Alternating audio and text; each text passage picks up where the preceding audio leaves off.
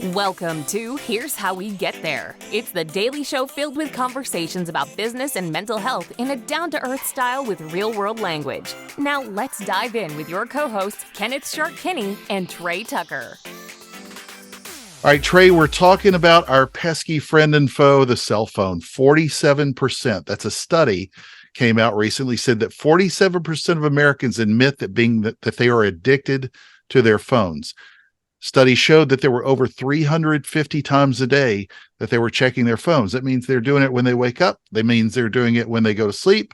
And they seem to always do it whenever I try to order anything from a store or interact with anybody. Their heads are down, buried in their phones. But how do we go about breaking that addiction to our phones?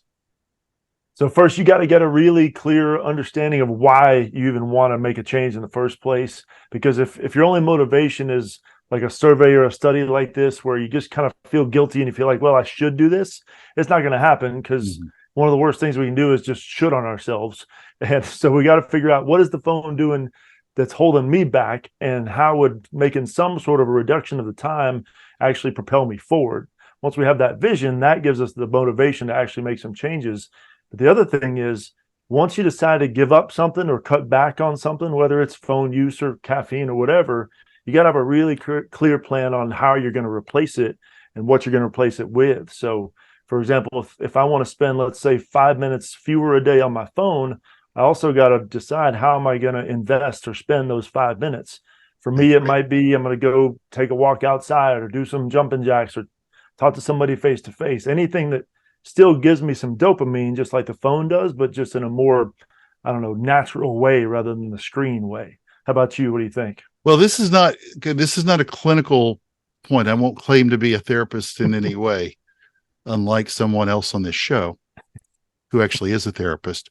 But I agree with you. Yeah, exactly. I agree with you 100%. Part of it is filling that void. What I find, and I saw this today, especially as I was driving back to the house and knew that we were going to record this, I saw some yin-yang on the road who I was calling by many other names, because as he was driving 13 miles underneath the speed limit and slowing everybody down, you could see that he was clearly looking at his phone.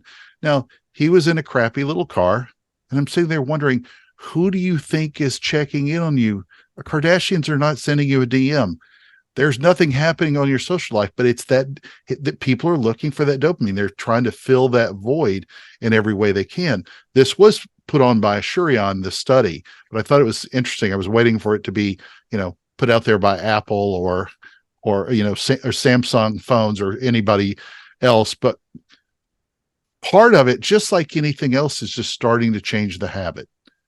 And the first place you can do it, you don't necessarily have to go cold turkey. But one, you'll get a healthy reminder every week, especially if you have an Apple, if you have an iPhone. It'll tell you if you're up 3% or you're down 18%. You got to start thinking through that math. What caused it to be up or down? And then start thinking, maybe I could wait 5 minutes after I wake up to not check it, because you're putting yourself through this constant cycle, which is not healthy in any way. And to the point of mentioning about insurance, it could also be dangerous. So, people checking, this is a major cause for accidents, and why most police will, pull you over if they see you holding your phone and interacting that way. So I don't know. I don't know if there's anything clinical other than just changing your habits, but I love the point you made about trying to fill that void.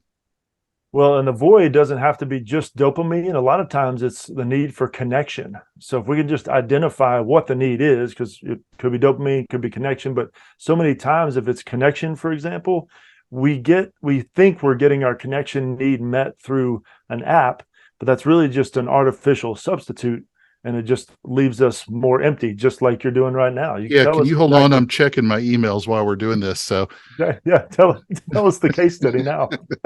Well, I got to see when the next episode comes out, like tomorrow. We'll see you then. Thank you for joining Shark and Trey on the Here's How We Get There show. Make sure to rate, review, and subscribe to the show, and visit here'showwegetthere.com. That's here'showwegetthere.com.